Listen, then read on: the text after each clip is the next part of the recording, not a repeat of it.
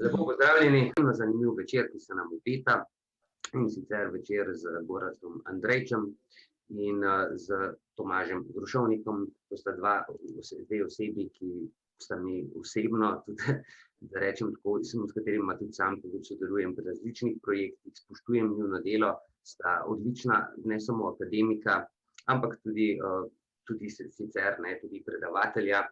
In oba se pravzaprav ukvarjata z izredno aktualnimi temami. In ena izmed njih je zagotovo vprašanje transhumanosti, torej ne samo človeka in človeške etike, ampak tudi odnosa človeka do živali, odnosa človeka do strojev oziroma umetnih inteligenc. In to so teme, ki so danes vse bolj aktualne. Zdaj v času, ko živimo v nekem virtualnem svetu Zooma, kjer stvari včasih hodijo nekoliko po svoji poti, tako to se zdi še toliko bolj pomembno. In jaz sem izjemno vesel, da sem jo uspel privabiti, torej oba skupaj na ta večer. In mislim, da bomo res slišali nekaj posebnega. Imamo še eno majhno presenečenje, za katerega je nekako tudi poskrbel dr. Tomaž Grušovnik. Seveda, Tomaž Grušovnik je tudi, še enkrat opomnim, nekdanji predsednik Slovenskega filozofskega društva in tudi nenazadnje vedno znova ga je lepo videti pri nas nazaj. Tako da ja, jaz ne bom preveč okolišil, ker smo že tako vzeli kar nekaj preveč časa, si bi pa še eno stvar vseeno že takoj na začetku napovedal. Pri Slovenskem filozofskem društvu bomo letos skupaj s Slovensko matico, torej v kratkem bomo objavili natečaj, namenjen predvsem študentom in dijakom, torej iz filozofskega eseja. In pravzaprav predlog za inspiracijo na tem natečaju je ravno zadnje delo dr. Tomaža Grušovnika, ki je šlo pred nekaj časa, kot ena nevednost, mogoče v tem še kakšno besedo rečemo na koncu, vendar zdaj ne bom s tem. Vam je malo časa in če je malo časa obema predavateljem, bi pa rad opozoril na to, v četrtek bomo dali dodatne informacije, tečaj bo tudi, torej nagrajenci bodo tudi honorirani, tako da se obeta marsikaj zanimivega. Več o vsem ostalem, tudi o delu društva, mogoče še v nekaj sklepnih besedah. Sicer pa se res posvetimo kar temu dogodku. Torej, ja, najprej se nam bo predstavil sodelavec iz Znanstveno-raziskovalnega središča Koper, Inštituta za filozofske študije in profesor na Univerzi v Groningenu, torej profesor Gorazd Andrejč. Gorazd. Hvala lepa, Gašper, za predstavitev. Hvala za povabilo na nocojšnji večer. Pogovor oziroma krajše predavanje, recimo temu, pa potem tudi Tomaževo predavanje, ki upam, da se bo dopolnjevalo z mojo temo. Torej, veseli me tudi, da vidim nekaj znanih obrazov in imen, ki so izklopili kamere nocoj, tudi iz štajerskega konca, zelo dobro. Kar bi rekel, nasplošno sem trenutno malce manj navajen govoriti v slovenščini in tudi to je zame dobra vaja, da spet nekaj filozofskega poskušam premišljati v slovenščini. In če se mi zatakne pri nekaterih pojmih, morda se vam naprej opravičujem.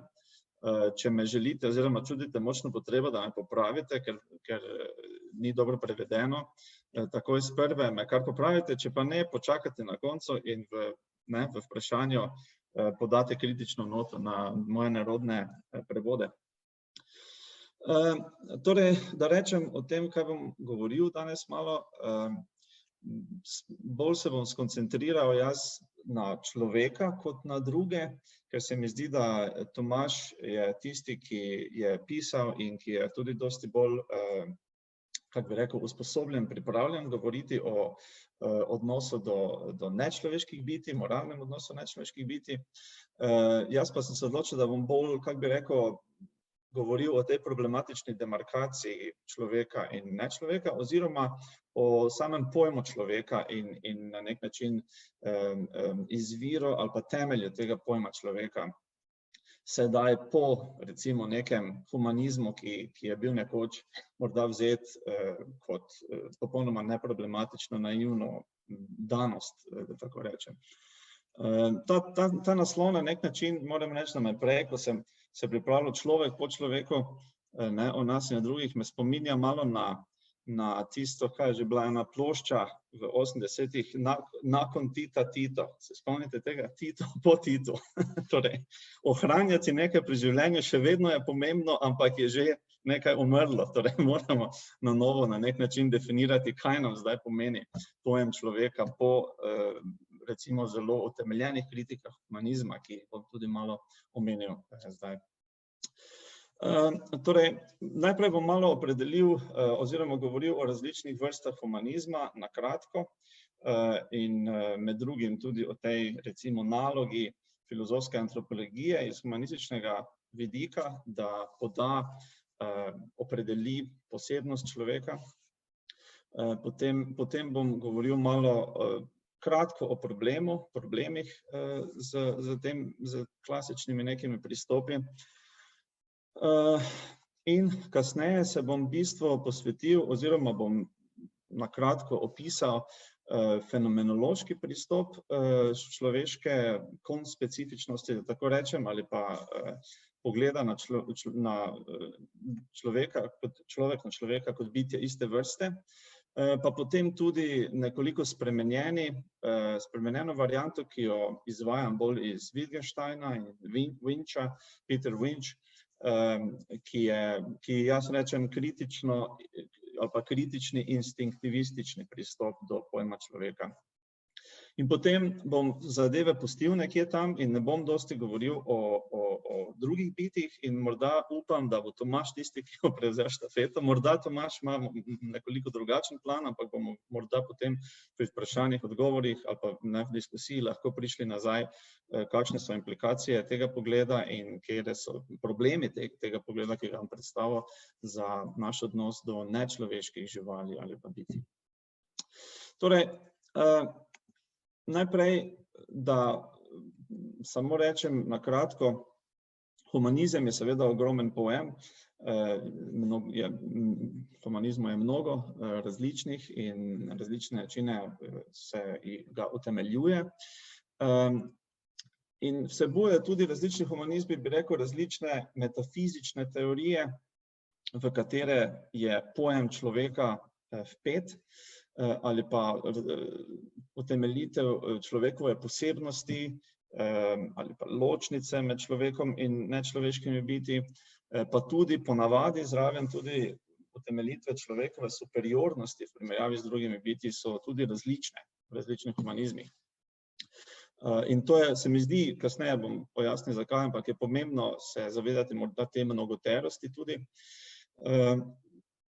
V preteklosti seveda v zahodni misli imamo neki krščanski, pa tudi kasneje razsvetljensko-krščanski, renesančni humanizem, ki še vedno ima močne teološke prvine, ne vem, Pico della Mirandola in drugi, ki postavljajo človeka kot bitje med nebesi in zemljo, med angeli in med živalmi v neko hierarhijo, ki so jo seveda dobili iz Aristotela, pa potem predrugačili v srednjem veku. Temu bi lahko rekli neka velika veriga bitij, Great Chain of Being, ko se to včasih imenuje v zgodovini idej. In tam seveda človek je tisto edino bitje med bitji iz mesa in kosti, ki ima tudi ta potencial večnosti in je lahko odrešen v luči nekega, kako bi rekel, religijskega pogleda in odprtosti Bogu in tako naprej.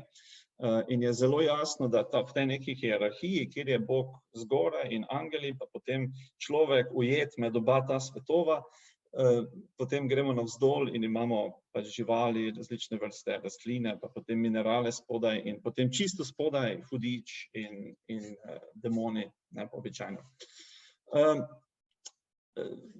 Zdaj so neke zanimive prvine tega humanizma, v katerega zdaj ne bi šel, ampak seveda potem v filozofiji imamo v razsvetljenskih humanizmih manj teološko obarvane humanizme. Pri Descartesu lahko govorimo o precej predrugačenem humanizmu že, torej človek kot res cogitas, torej razmišljujoča substanca in kot v nekem kontrastu z res ekstensa oziroma bitji, ki so samo res ekstensa.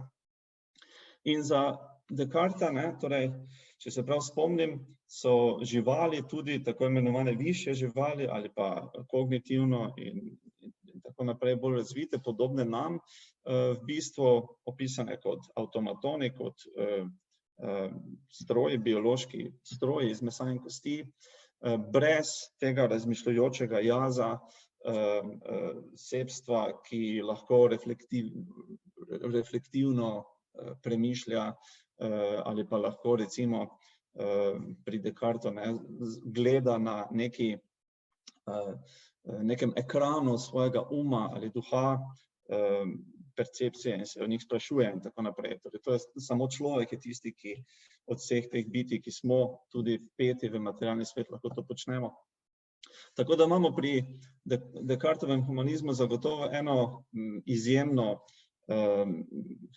kaj bi rekel, izjemen rez med človekom in med drugimi bitji, ki so nam sicer drugače telesno zelo podobna in sorodna v mnogočem.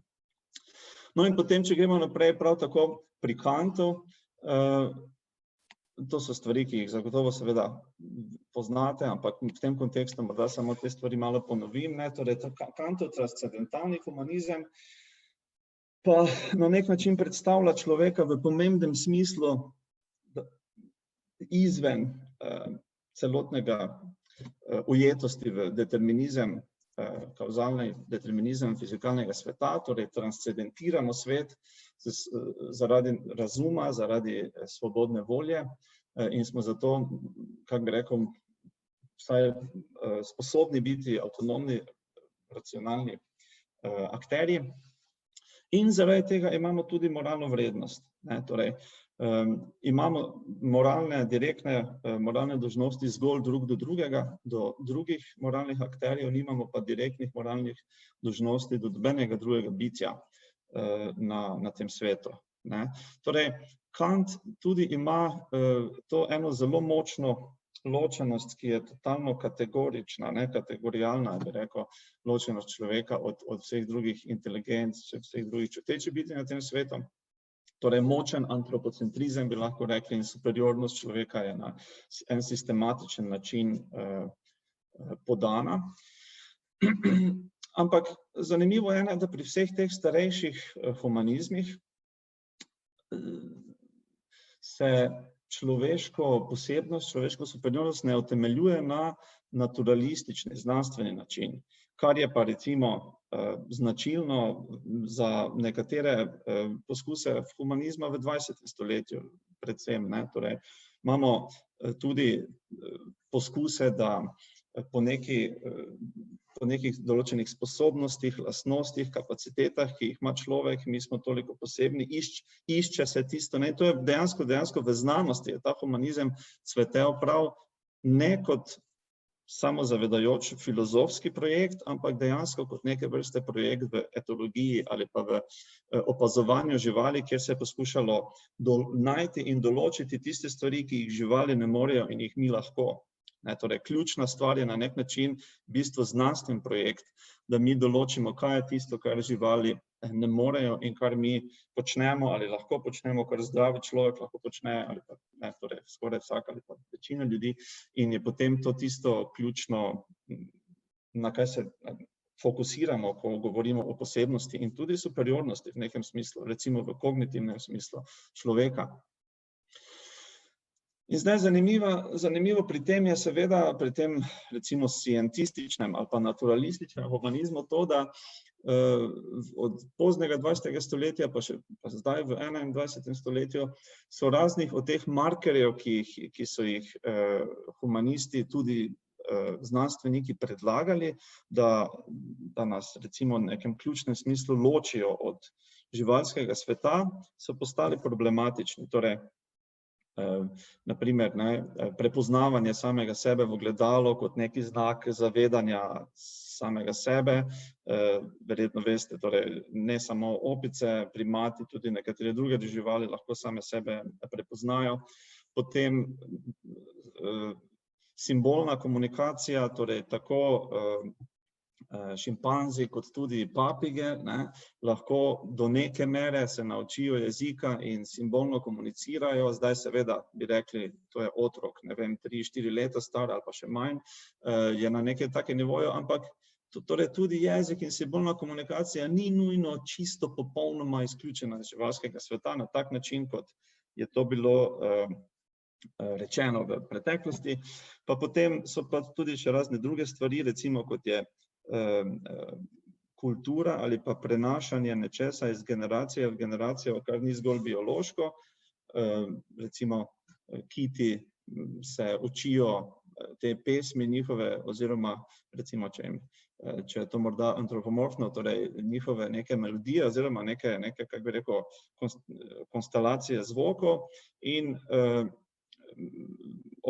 znanstveniki so opazili, da se nekatere plemena kitov, ali kako bi rekli, naučijo, prevzamejo od drugih in potem svoje potomstvo, ko se ločijo, učijo te nove pesmi, ki so jih recimo prevzeli ali skombinirali. To pomeni, da se tudi in so seveda različne od različnih populacij kitov, ki so drugače biološko enake in tako naprej. In potem so tu še druge stvari, torej, kot so recimo planiranje za načrtovanje prihodnosti. Tukaj tudi v živalskem svetu najdemo določena obnašanja, ki kažejo na dolgoročno načrtovanje prihodnosti. Recimo neke ptice tam mečejo oziroma skrijajo neka semena in tako naprej, in potem pridejo mnoge mesece kasneje po tisto in jih najdejo točno tam, kjer so bile, in tako naprej in tako naprej. V glavnem, to, kar hočem reči, je ta naturalistične različice humanizma, so včasih se vidi ta neka pregretost v želji, da se pokaže človekovo različnost od živali, in potem so tukaj razne problemi, najedajo ta projekt, jaz bi rekel, na različne načine. Ne bom rekel, da je ta projekt popolnoma neuspešen in da neka konstelacija človeških lastnosti ni bolj ali manj unikatna za človeka, ampak na neki tisti način, kateri se je upalo, so razni ti projekti v bistvu propadli. Je pa tudi drugi problem tu, ki je morda bolj pomemben v sklopu filozofske razprave, in to je ta star problem nekega prepada med dejstvi in najstvi, kot bi se reklo. Torej, moralna senzibilnost, ki nekim dejstvom o bitjih, človeku, pa tudi živalih, poda moralno relevantnost. Torej, nikoli ni znanstven argument. To je takrat, se o tem pogovarjamo, ko smo že na nivoju moralne razprave. Torej, ne pa, da bi bili najprej kot recimo, da bi zamislimo, da smo umetno inteligentni sistemi, ki prepoznavamo, ki so lahko znanstveniki, torej umetna inteligenca so zagotovo lahko dobri znanstveniki v nekem smislu. Mi ne funkcioniramo tako, ko gledamo te razlike oziroma specifičnosti živih bitij in človeka v tem kontekstu, ampak govorimo že o bistvu moralne relevantnosti, že na nek način preden iščemo te ločnice in te značilnosti. Torej, ta neka moralna senzibilnost, torej, ki dejstvom podeli moralno relevantnost, že predpostavlja neki moralno sfero ali prostor, v kateri se ta debata odvija. In zato ne moremo na znanosti na ta res neki goli način, naturalistični način utemeljiti moralno, jaz bi rekel, drugačno moralno ravnanje zgolj na tej ravni do človeka kot do drugih bitij. Ampak to je mogoče velika trditev, to je samo ena taka, kako bi rekel, ne bom zdaj šel naprej v tem, ampak bom raje poskušal opisati torej malo drugačne pristope, in sicer pristope, ki so utemeljeni bolj na fenomenološki tradiciji filozofije, na določenih njenih elementih. Preden pa grem na en tak pristop, bi rekel tudi, da torej o humanizmu, tu sta dve različni vprašanji na nek način, ki jo morda ne smemo pomešal, čeprav sta povezani, ne. Torej, eno vprašanje je to, ki ga ima klasični humanizem, gre za neko zelo visoko strukturirano in celo napihnjeno podobo človeka. Torej, obstaja neka visok standard, kaj človek je in kaj bi naj bil, torej recimo pri Kantu. In mnoge od teh humanizmov, teh bogatih humanizmov, ki imajo tudi svoje metafizične strukture, se da videti kot rezultat naše potrebe po distanciranju od naše lastne živalske narave, šibkosti, telesne umrljivosti in tako naprej, kot tudi Tomaž piše v enem od svojih del, če sem prav razumel. In torej gre pogosto za neki post hoc sistematizacijo, racionalizacijo našega privilegiranja same sebe, lastne vrste. Torej, Peter Singer bi temu rekel, to je speciesizem, ki potem najde opise in razloge in sisteme, s katerimi to potem opraviči in da to zveni. Torej, mi sami sebe pač privilegiramo in potem naknadno najdemo razloge za to.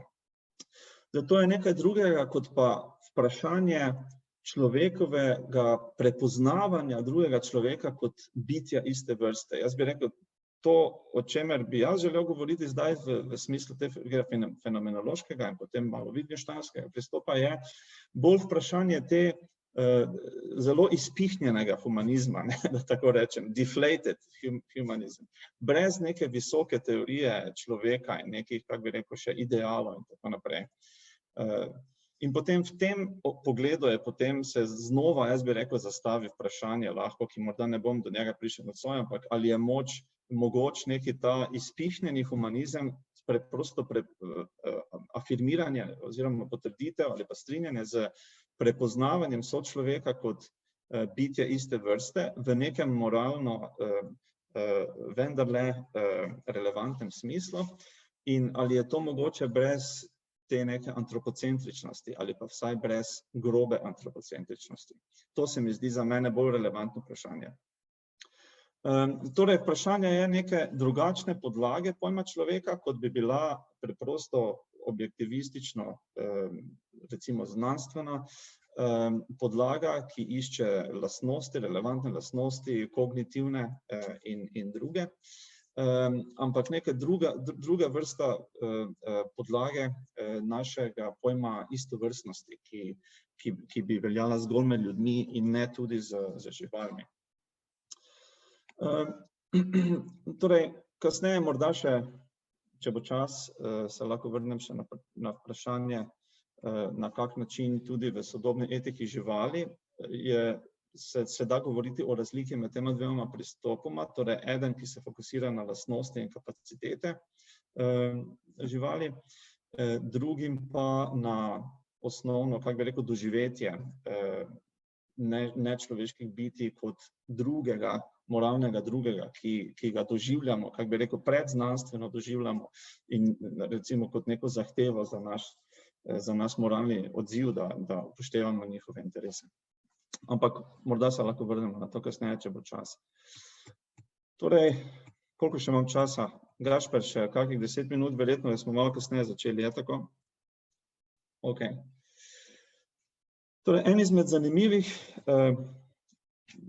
sodobnih formulacij fenomenološkega pristopa je podal Darian Meacham, on je sicer filozof tehnologije, ki deluje v Belgiji, se mi zdi, trenutno. In on svoj fenomenološki pristop k prepoznavnosti vrste ali pa človeka kot bitja iste vrste temelji na Husserlu in na Merleau-Pontyju. Bolj na Merleau-Pontyju, ampak Husserl se mu tu vseeno vleče skozi njegovo teorijo, bi rekel. In v središču njegovega pristopa je ta, kako bi rekel, somatična ekspresija, ki jo prepoznavamo pri sočloveku kot relevantno podobno ali relevantno istega stila, kot je moja.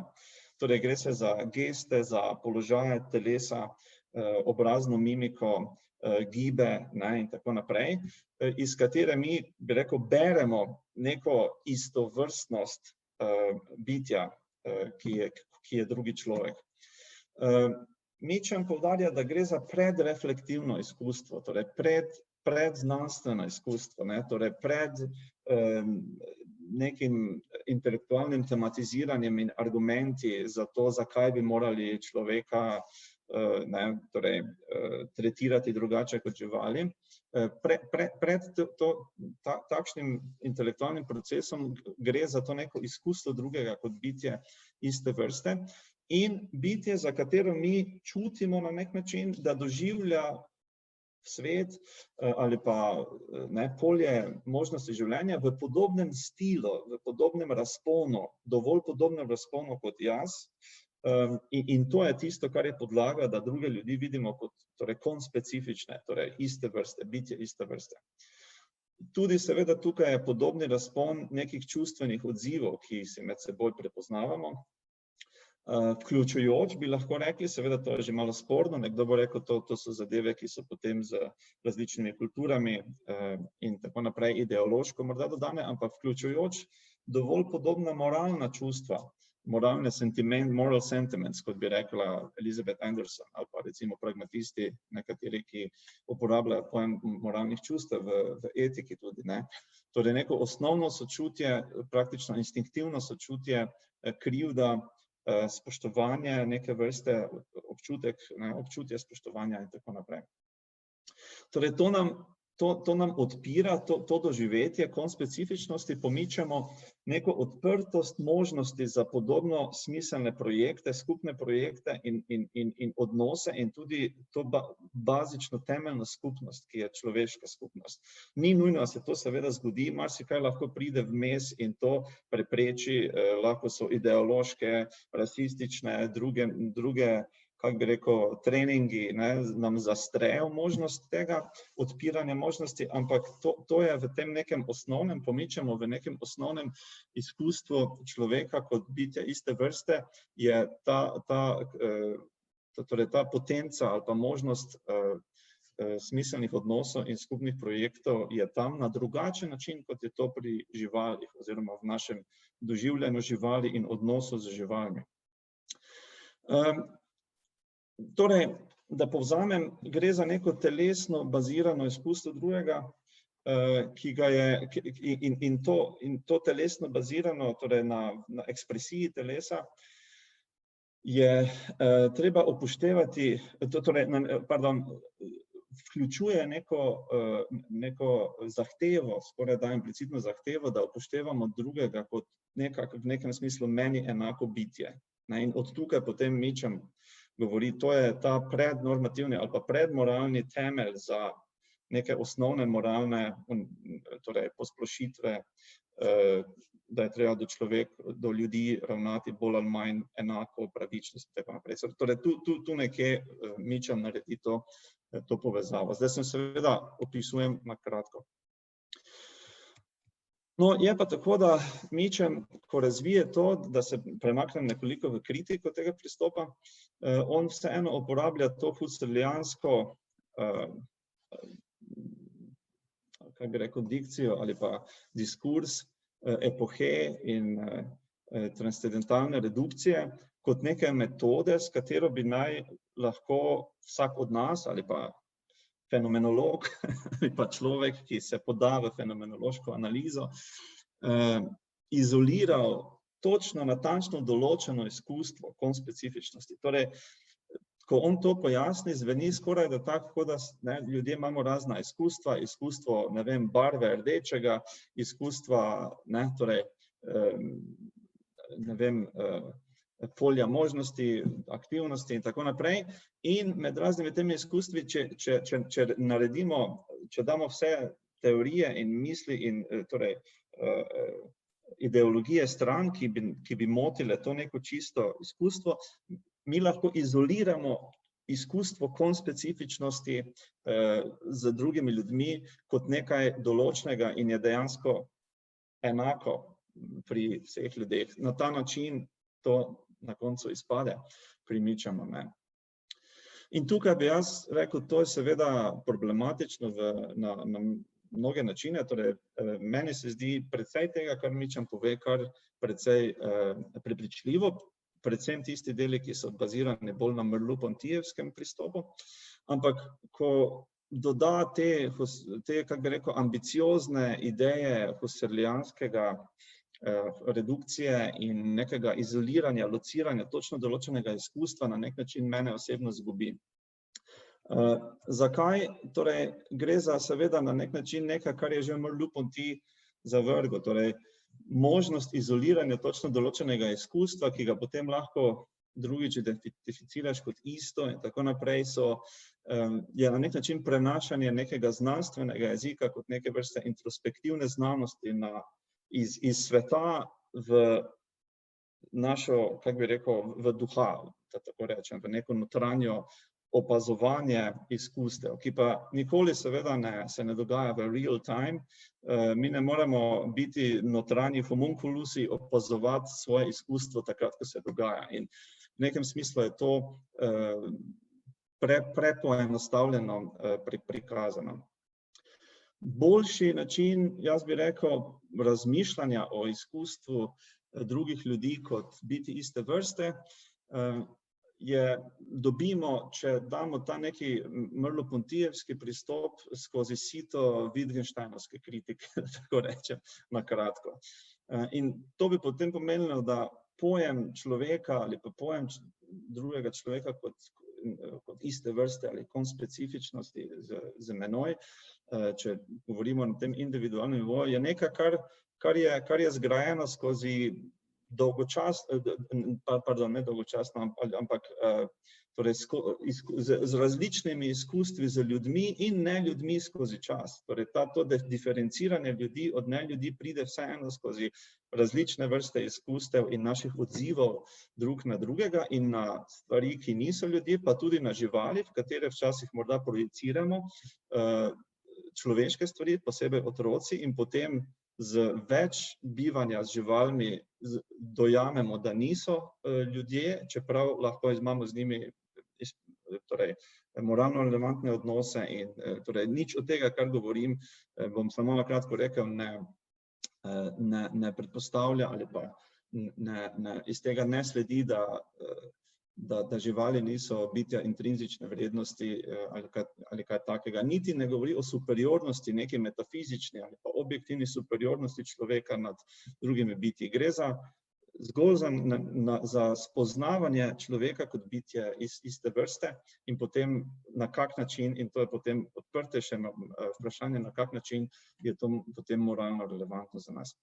Torej, pri Wittgensteinu, Wittgenstein seveda poda eno kritiko introspekcije, on sicer govori o William Jamesu, ampak v določenem smislu ta kritika, ki jo v filozofskih raziskavah najdemo, Williama Jamesa in tega, kak lahko najdeš, torej pojem jaza, če introspektiraš kot nekaj določnega, neko določeno izkustvo, to je ena generalna kritika tega, da je introspekcija ni niti približno podrazno nekaj takega kot znanost, kjer bi mi lahko točno določene elemente v izkustvo izolirali in tako naprej. Lahko pa seveda najdemo v komunikaciji skozi jezik o izkustvih in o naših čustvih ali pa opazovanjih, najdemo strinjanje med seboj. In to strinjanje pa je bazirano na to, da mi seveda izkušamo in obstajajo relevantne podobnosti našega izkušanja sveta drugega in drugih bitij. Gre samo za to, da ne moremo imeti neke napačne slike o duhu ali postopku duha in našega izkušanja. Torej ne gre za neko ločeno izkustvo, ki je tako kot izkustvo barva rdečega, je tudi izkustvo ljudi kot konspecifičnih, torej biti iste vrste. No in zdaj samo, da še omenim morda pri Winchu in potem tudi Raymond Gatea in nekateri drugi sodobni Wittgensteinovci, ki so delali, torej premišljali v tej tradiciji, tudi poudarjajo pomembnost instinktivne, predreflektivne reakcije na človeka kot bitje iste vrste. Torej, tisti, ki poznate Wittgensteina, recimo poznate misli ali pa pripombe v filozofskih raziskavah, pa tudi drugje, da to, da sočlovek trpi, ni neka moja predpostavka ali prepričanje, ampak o tem ne spekuliramo. To je instinktivna reakcija. Je to, ne. Torej, če je to prepričanje, če mu lahko rečemo prepričanje, je bolj kot neke vrste bliže nekemu nekem intuitivnem, kako bi rekel, manjka mi slovenska beseda, ampak gre za nekaj globjega kot prepričanje, katero lahko dvomiš in o kateri se lahko sprašuješ. To, ali obstajajo drugi umi, duhovi in tako naprej.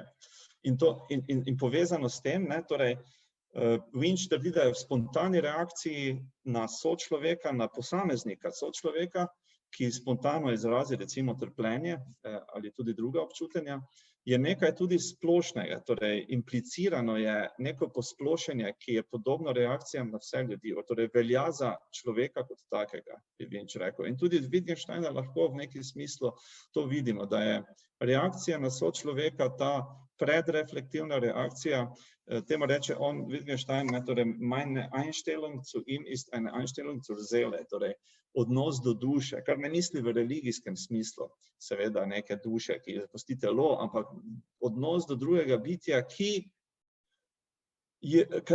doživlja svet dovolj podobno, v dovolj podobnem razponu kot jaz, da ga štejem sebi nekega smisla konspecifika, torej sočloveka.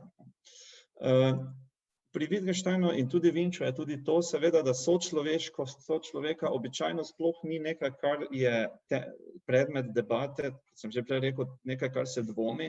Nesmiselno je v veliki večini dvomiti v to in je vzeto kot nekaj gotovega, kot predreflektivna podstat sploh moralnih pojmov, s katerimi na nek način operiramo. Torej, to je nekaj, kar ne moremo mi izvzeti iz naše osnovnega, kako bi rekel, doživljanja sveta okrog sebe, ločnice med ljudmi in tistim, kar niso ljudje. Nič od tega ne pomeni spet, da živali in živalsko trpljenje ni relevantno v moralnem smislu, tudi ne pomeni to, da, kako bi rekel, smiselni odnosi z živalmi niso mogoči, ne pomeni, da smo mi objektivno bolj pomembni, smo pa človeška solidarnost, je pa vseeno tista, ki nam pogosto naredi druge ljudi bolj pomembne kot mnoge živali. Ne, torej, zdaj pa to ni nekaj takega, kako bi rekel, ki se da neka tista univerzalnost kantovskega ali pa utilitarističnega tipa iz tega izpeljati. Jaz ne bi tega rekel, ne. Bolj je to, bi rekel, povezano z neko pragmatičnim pristopom do etike, ki ne operira z idealom, etičnim idealom, ampak operira z nečim, kako ravnati boljše, kot ravnamo, torej kot smo ravnali, ali pa vidimo možnosti boljšega ravnanja in kako priti ta en korak dalje na nek način. Glede na čas, jaz bi se raje zdaj tu ustavil, pa morda dam besedo Tomažu, ker vem, da bo Tomaž mnogo več zanimivega in boljšega znam povedati o odnosu do živali in potem morda lahko vidimo, na kak način lahko kritično se potem ozrem jaz morda v kakem vprašanju na te stvari, ki sem jih podal. Mogoče bi jaz samo malo, najprej bi se lepo zahvalil, jaz bi samo opozoril, da smo vmes šli na Facebook, ne? Ja. Tako da žal smo imeli nekaj minut zamude, težava je bila s celotnim strežnikom, nikakor ni bilo dostopa za nikogar, ob 8 uri se to včasih žal zgodi. Ampak zdaj je vse v redu, vem, da nas vidite tudi na Facebooku, zahvaljujem se za potrpljenje. Zdaj bo šlo vse normalno in jaz pa tudi ne bom preveč okolišil naslednji na vrsti. Jaz in najprej bi se rad zahvalil profesorju Andrejču za ta res izredno zanimiv pogovor, v katerem upam, da bomo imeli še marsikaj za povedati. Zdaj bi pa kar povabil naprej Tomaža Grušovnika, človeka, ki mu jaz in Slovensko filozofsko društvo veliko dolguje. In prosim, Tomaž. Ja, pozdravljeni. Zdaj imamo tudi še Tejo Brooks Pribac in njen nagovor, ki bi ga zavrteli in v resnici bi jaz predlagal, da to zavrtimo zdaj, še preden bom jaz začel govoriti. In sicer zato, ker se lepo vpenja tudi v ta pristop, ki ga ima Gorazd, po drugi strani pa zato, ker se mi zdi prav, da damo njej prednost, glede na to, da je pa žal nismo imeli niti v najavi. Zato, zakaj ne? Zaradi tega, ker sem jo jaz šele včeraj prosil, če bi lahko sodelovala, tako se mi je nenadno porodila ta ideja, ker smo pač bila s Tejo zdaj kar v stiku.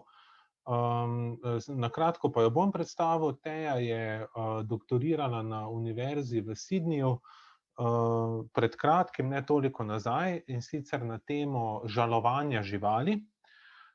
In tudi izpeljuje pravzaprav svoje ideje o žalovanju, ne, iz te neke organskosti, na katero se je tudi Gogi skliceval pri svoji izpeljavi, in ki je po mojem mnenju tudi ravno ta štartna točka, iz katere lahko pokažemo, zakaj imamo z živalmi bistveno več skupnega, kot so tradicionalni humanizmi pravzaprav mislili, ne, ker šele ta neka vpetost, ne, v življenje organizmov nam pravzaprav omogoča sobivanje, ne le med ljudmi. Ne, se pravi, to, kar bi lahko rekli, da nam je skupno kot ljudem, je tudi to, kar nas hkrati veže z živalmi in dela živali nam najbližje bivajoče, ki sploh je, ne? Kar je na nek način samoumevno, no. Je pa zanimivo, da je to treba toliko poudarjati. Zakaj je to treba toliko poudarjati, temu se bom pa v svojem prispevku potem vrnil. No, skratka, Teja se ukvarja z tem pristopom, ne, takim organskim, k vprašanju žalovanja živali in tudi spiritualnosti oziroma duhovnosti živali. Zdaj več bom nam pa povedala v tem prispevku, ki ga je posebej za nas pripravila v Avstraliji pred kakšnim dnem in ga danes zjutraj po našem, zdaj po njenem včeraj zvečer poslala. Tako da, Gašper, prosim, če ji prepustimo besedo. Dober večer. Upam, da se slišimo. Moj zvočni sistem, ugotavljam, ni najboljši, ampak imam tale mikrofonski podaljšek, ki bi naj pomagal. Najprej bi se želela zahvaliti doktorju Grušovniku za povabilo in se hkrati opravičiti tudi poleg zvočnega sistema za to, da pošiljam posnetek. Jaz sem namreč v Avstraliji in dogodek je bil malo prezgodaj zjutraj za moj ritem. Bom kar hitro prešla na kratko predstavitev teme, s katero se v zadnjem času ukvarjam. Sem samo še želela povedati, da sem izredno vesela, da sem dobila priložnost se seznaniti s Tomaževim delom, ki je zelo pomembno z etičnega in intelektualnega vidika. In zdaj vidim, da se tudi dr. Andrejč ukvarja s podobnimi vprašanji, tako da bom z velikim zanimanjem in veseljem poslušala tudi njegov prispevek, ko bo to možno. V zadnji številki Antroposa je bil objavljen pregledni članek o žalovanju živali. To je del mojega projekta Enter the Animal, ki je ravnokar izšel v knjižni obliki. In bom poskusila deliti cover. To je moj Henry, moj rešen oven. Ta naslov Enter the Animal ima dva pomena. En je, da žival stopi na sceno subjektivnosti, ki smo jo toliko časa ščitili pred drugimi živalmi in si jo lastili samo zase. Drugi pomen pa je, da mi vstopimo v žival. Večina knjige namreč obravnava implicitno, nerefleksivno domeno živali, vključno s človekom. Torej, izkustveno zavest, experiential consciousness, ne pa toliko refleksivno. Torej, prvi del projekta je bilo žalovanje, drugi del projekta pa duhovnost. In sicer govorim o duhovnosti kot embodied experience. Bom določene izraze kar v angleščini, ker nisem utegnila preveriti, kako se zadevam reče v slovenščini, pa da ne bo šlo čisto mimo tega, kar hočem dejansko povedati. Spravi, jaz ločim religijo od duhovnosti. Nekdo je lahko religiozen, ne da bi bil duhoven, in obratno, duhoven brez religije. Religijo v veliki meri zaznamuje tako imenovana cognitive closure, recimo temu bi lahko rekli kognitivna razrešitev, verjetno obstaja tak slovenski izraz, ki ga ne poznam. Ampak skratka gre za interpretativne rešitve, interpretativne zaključke izkustva, izkušnje. Duhovnost pa vidim kot neke vrste afektivne odprtosti, affective opening. Duhovno izkustvo je posledica našega odziva našega živalskega organizma na vidne in manj vidne, otipljive in manj otipljive dejavnike v okolju, agents in the environment. Ta odziv in posledično vpletenost, angažiranost, komunikacijo s temi dejavniki imenujem potem dance with animacy. Bom probala doreči eno shemo, ki se mi zdi dovolj jasna.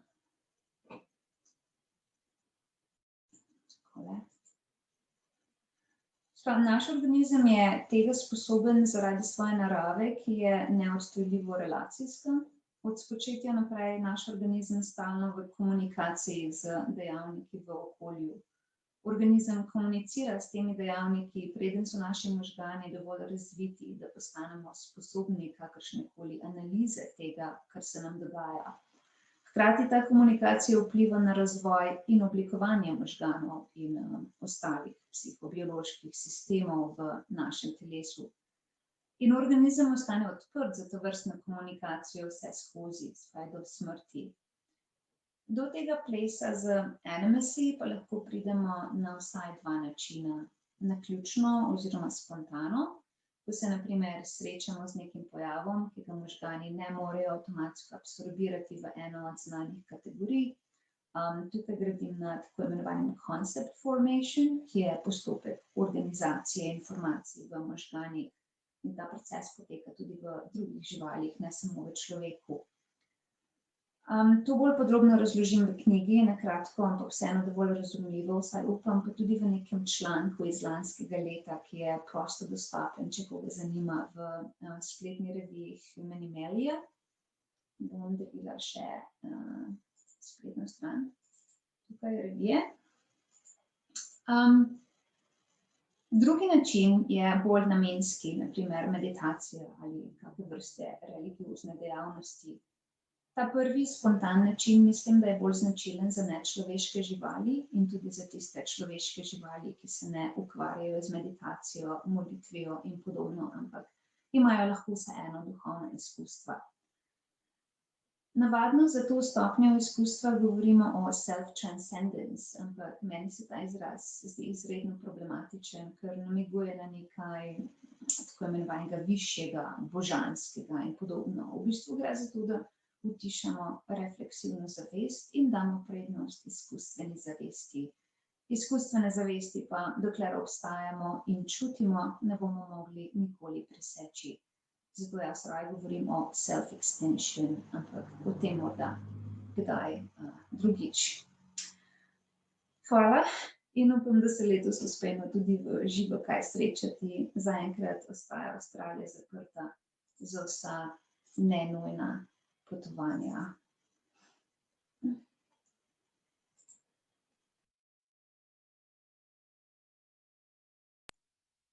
Takole, dobro.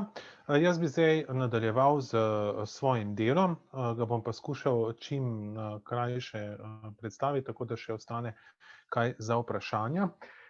Zdaj, moja raziskovanja z živalmi so bila sicer res raznolika, ampak eno izmed bolj zanimivih točk je po mojem ta poskus identificirati, kje v argumentaciji, tradicionalno v filozofiji, tudi seveda ravno v tistem humanizmu, renesančnem, starejšem, pa tudi kartezijanskem in Kantovem, ki ga je prej omenjal Gorazd, nastopa žival. Kaj pravzaprav filozof evropski, pa tudi kateri drugi, v budizmu tudi ima neko posebno podobno, pravzaprav mesto človek kot mogoče pri Mirandori ali pa tudi v kakšnih drugih zločinah, pa mogoče ne. Ampak skratka, na kak način žival nastopa v argumentaciji. In zdaj prva zagata, na katero tu naletimo, kadar izpostavimo to žival, je tole, da opazimo to, kar je. Zdaj pa ne vem, Gašper, jaz imam tebe na zaslonu, kot da mi nekako ne preklopi, da bi jaz govoril, ne vem pa, kako se to vidi potem na Facebooku. Imaš vse v redu na Facebooku, ker Aha, ok, potem pa pardon. Unpin video. Tako, ja, no, potem pa pardon. Skratka, kaj je tukaj prva stvar, ki bode v oči, to, na kar je opozoril Jacques Derrida s svojim pojmom l'animaux. Namreč to, da imamo na eni strani kategorijo človeka, ki predstavlja eno biološko vrsto, in na drugi strani eno kategorijo, ki predstavlja 7,77 milijona živalskih vrst, ki so si med sabo, tako ko jih pogledamo, seveda bolj različne, kot so nekatere v odnosu do človeka. Recimo, verjetno med nekimi eukarioti, pa psi je večja razlika kot med psi in ljudmi, in vendar so vse živali strpane pod ta pojem, ki ga imenuje Derrida l'animaux. Zdaj, to sem tudi že večkrat povedal, kaj ta pojem pomeni, če mogoče kdo še tega ne pozna, igra se z to večpomenskostjo le mot, kar pomeni po francosko besede, pa l'animal, in torej pa l'animaux tudi, l'animaux, je plural za živali, l'animot, mot, se je enakozvočnica, sliši se isto kot l'animaux, ampak dejansko pomeni tole, žival je zgolj beseda, l'animaux, to je neka Derridajeva ideja.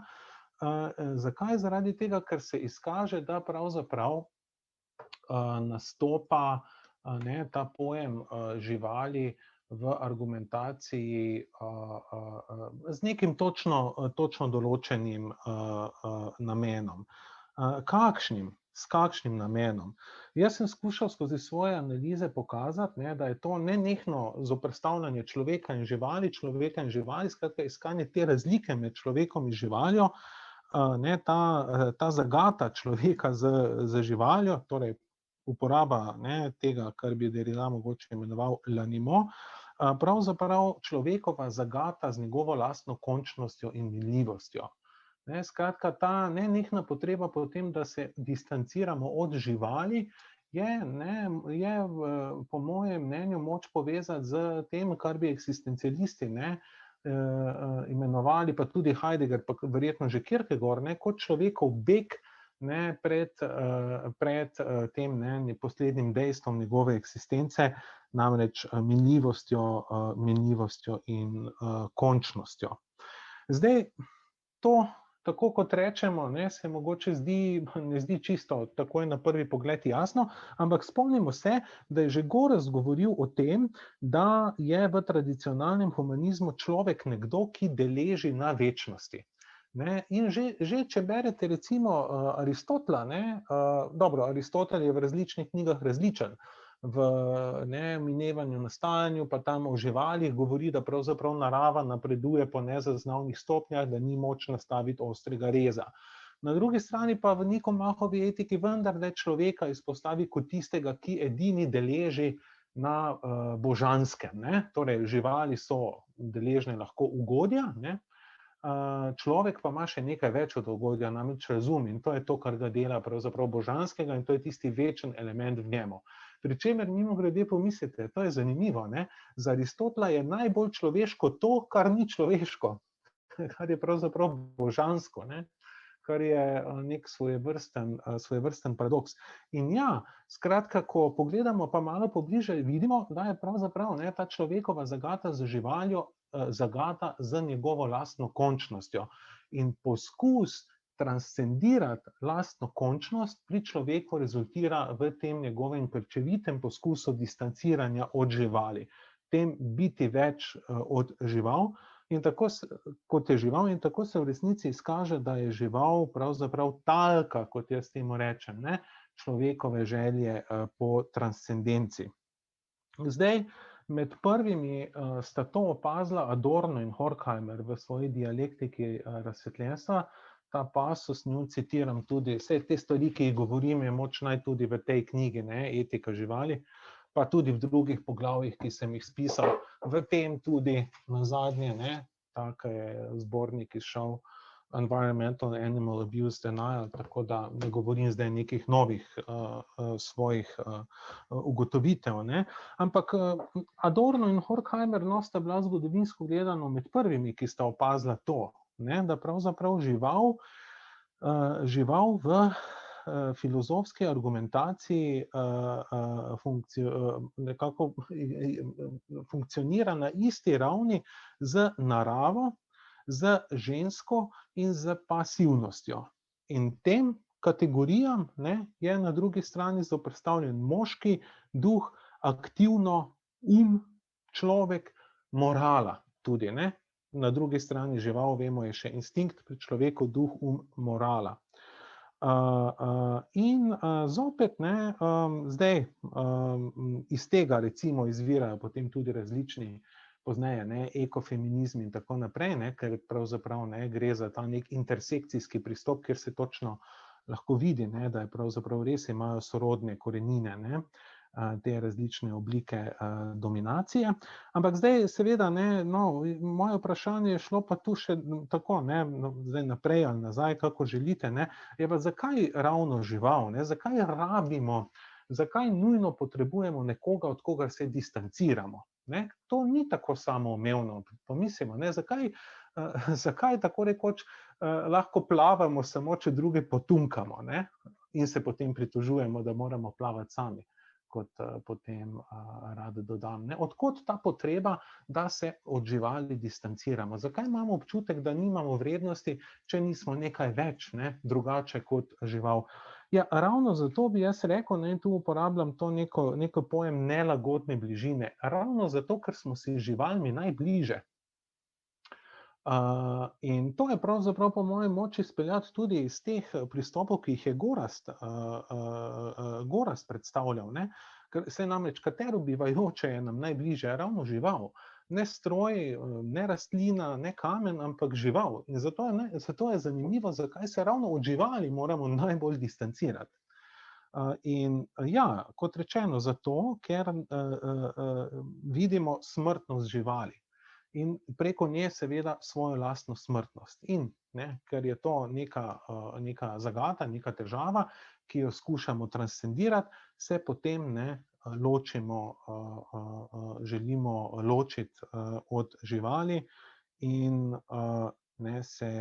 jo preseči to svojo eksistenco. Zdaj, vseeno bi na kratko, ne bom dolgovezal, no, ampak vseeno bi pa na kratko z vami delil, da vidite vse dva kratka odlomka, kako res močno ta žival, ne, postane talka človekove želje po preseganju končnosti v filozofiji. Prva je Descartov odlomek iz razprave o metodi, kjer Descartes pravi tole: kajti nobena zmota, razen zmote zanikovalcev Boga, in to sem, kot mislim, zgoraj dovolj prepričljivo ovrgal, ne odvrača šibkih duhov od ravne poti kreposti bolj od predstave, da je živalska duša po naravi enaka kakor naša in da se potem takem, ravno tako kot muha in mravlje, nimamo česa bati ali nadejati po tem življenju. Ne? Skratka, ne, tu mislim, da se res lepo vidi, ne, kako je pravzaprav, ne, ta ideja, ne, joj, če bi bil pa zdaj res človek žival, če bi bila tu neka identiteta ali pa, ne, vsej močna podobnost, ne, potem, ne, adijo naši upi na onstransko življenje, ne. No, zdaj nekoliko prej pokažem tudi to, ne, kako spet je paradoksen tukaj Descartes, ker malo pred tem pa pravzaprav govori o tem, ne, da, glejte, malo pred tem pa govori o tem, oziroma to je v eni drugi, no, Le Passion de l'âme, v eni drugi besedilo, no, in tam govori pa to, ne, kajti čeprav, ne, živali nimajo razuma in misli, ne, glejte, so vsa gibanja duhov in žleze, ki pri nas proizvajajo občutja, pri njih vendarle prisotni, ne. Skratka, živalsko telo je identično človekovemu, razen da nima te neke duše.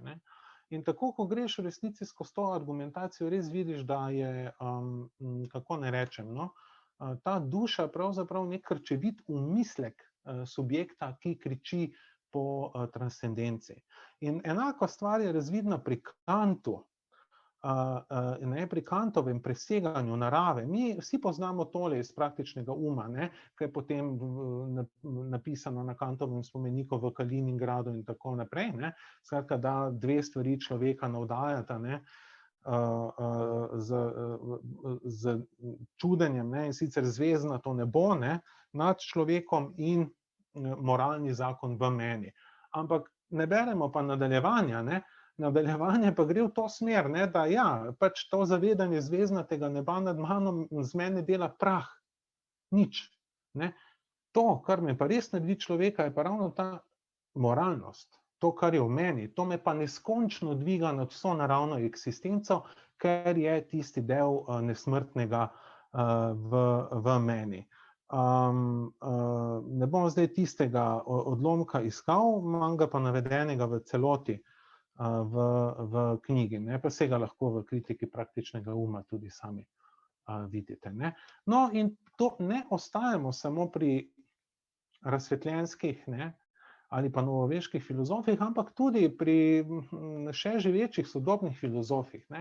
Isto, ista dikcija, pač človek ni žival, ravno zato, ker se je zmoren iztrgati iz tega krogotoka krvi, plenjanja, nesmiselnega cikla narave, kot duh, ko zatrdi, da ne želi biti žival, to ga naredi neskončno več vrednega, tako rekoč nesmrtnega. In bolj moram reči, da ko pregledujem te različne argumentacije, kje je človek drugačen od živali, bolj in bolj vidim, da je odzadaj res nek ta impuls, pač po preseganju tega nekega zavedanja človekove končnosti. No, zdaj bi pa se navezal še na Gorazda in Raimonda Gajto, ki ga je tudi omenjal, in na ta Wittgensteinovski pristop k tem problematikam, ki ga tudi sam ubiram. In se mi zdi, da ravno ta pristop nam služi za prekoračitev teh tradicionalnih dihotomij, ker seveda Lebensform, življenjska oblika, tiste najbolj sorodne življenjske oblike nam so ravno psi, mačke, druge živali, s katerimi si delimo naš življenjski prostor. In moj odnos do psa, zdaj, če parafraziram Wittgensteina, ki ga je prej citiral Gorazd, moj odnos do psa ali pa do mačke ni odnos do stroja. Ni tako, Descartes pravi, cviljanje in tuljenje psa je isto kot škripanje nenaoljenega stroja. Ne, in to mu že Mandeville očita. Zanimivo, Mandeville reče Descartu, pač ga ima za čisto zmešanega in vse te kartezijance in reče, zdaj, če bi to držalo, potem bi bilo razbiti uro enako ali pa razbiti vazo enako problematično kot ubiti mačko ali pa psa, ampak vsi vidimo, da to dejanje nima iste teže. Zakaj? Zato, ker je naš odnos do živali, do psa ali pa do mačke, odnos do bitja, do živega bitja. In to pa pomeni, da je na nek način, to se mi zdi zanimivo, vso to dokazovanje, kupite neko revijo, kaj pa vem kakšno, takšno bolj poljudno, in na naslovnici znanstveniki dokazali, da tudi živali čutijo bolečino. Pa si misliš, ravno to dokazovanje tega dejstva misses the point, zgreši jezikovno igro. Ker, kot rečeno, naš odnos do živali je kot odnos do živih bitij z občutji. In ti, ko mački stopiš na rep, ne rečeš, ali zdaj to cviljenje, ki ga dojemam, pomeni, da sem naredil nekaj slabega. Nisi v položaju skeptika, instinktivno odmakneš nogo in se počutiš slabo in si zgrožen. In stečeš do živali in skušaš pomagati. Tako da, da je to dokazovanje, ali živali res čutijo bolečino, je v resnici kaj, takoj boste ugotovili, kaj je, je oblika other mind skepticism, skepticizma drugih duhov. Ker, veste, če nisem prepričan, da živali čutijo bolečino, kako sem lahko potem prepričan, da je tudi kdorkoli razen mene, kako sem lahko potem sploh prepričan, da karkoli onkraj tega zuma obstaja. In temu spraševanju potem ni konca in kaže na nekaj drugega, to je pa lepo izpostavil Stanley Cavell. Stanley Cavell bi rekel, in tudi Raimond Gajta, da je dokazovanje, da drugi ljudje čutijo bolečino, da živali čutijo bolečino, pravzaprav defleksija. Se pravi, neko zamaskiranje, neka argumentacija, ki zgreši poanto. Prej se je treba vprašati, zakaj se ta potreba po dokazovanju tega sploh pojavi. In Cavellova hipoteza tukaj bi bila, da zaradi tega, ker se želimo distancirati od svoje odgovornosti do drugega, ker ne želimo sprejeti nase svojega deleža v odnosu do drugega. Zato se nam zastavi to skeptično vprašanje, kaj pa, če mogoče drugi sploh ne obstajajo, kaj če so vse skupaj, kar dojemam zgolj prividi. Skratka, skepticizem je pravzaprav posledica česa mojega bega iz sveta. Se mi pa vrne nazaj v oblike vprašanja, pa kaj, če sem jaz edina stvar, ki na svetu obstaja. Zato pravim, najprej vse potunkaš, ko pa sam plavaš, pa se počutiš osamljenega in se sprašuješ, kje so vsi drugi. Tako da skepticizem je pravzaprav posledica te eksistencialne zagate, sprejemanja odnosa do drugih. In nekje Descartes celo reče eksplicitno, mislim, da bi mi morali tisti, ki delajo vivisekcije, biti hvaležni za moj filozofem, da živali ne čutijo bolečine. Tako da dejansko vidiš, da je to spraševanje o tem, ali živali čutijo bolečino, res ta defleksija, pravzaprav beg od neke gotove resnice da seveda so čuteča, trpeča bitja, tako kot so tudi soljudje, in da povzročanje nepotrebnega trpljenja njim predstavlja hudo moralno zagato. Tako, toliko pa še iz moje strani. Najlepša hvala, Tomaž. Mislim, da je to izjemno zanimivo. Jaz bi se rad zahvalil obema avtorjema. Zahvalil bi se tudi vsem, ki ste ostali z nami, ki ste bili potrpežljivi. Seveda mislim predvsem tiste na Facebooku.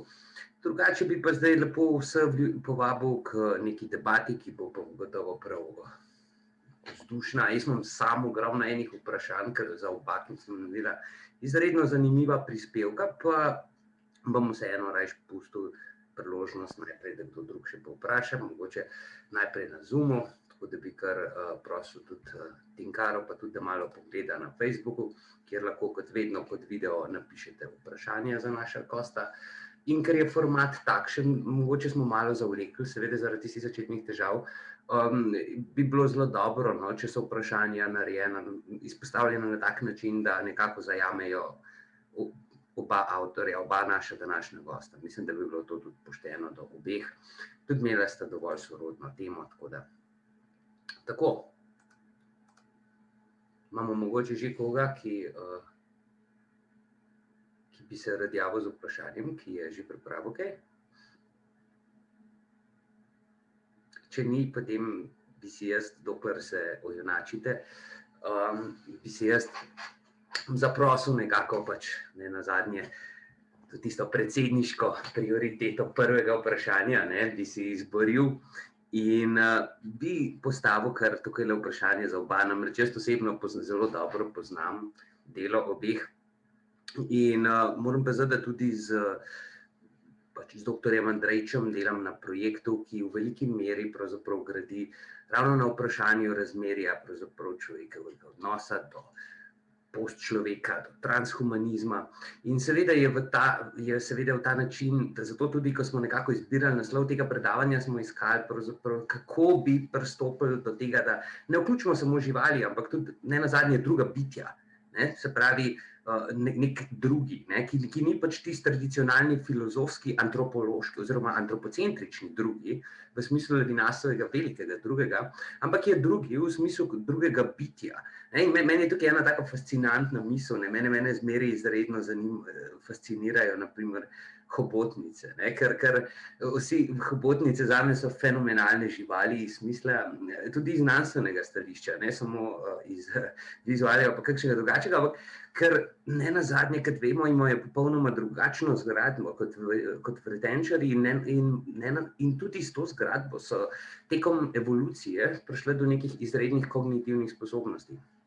In zagotovo je nek izziv za vso današnjo etiko pravzaprav vzpostaviti meje. Zdaj, če danes gledamo na neki normativni etiki, bomo še zmeraj mogoče dali prednost nekim deontološkim teorijam, ki so zasnovane na nekem izrazito formalističnem in kognitivističnem modelu Kantove etike.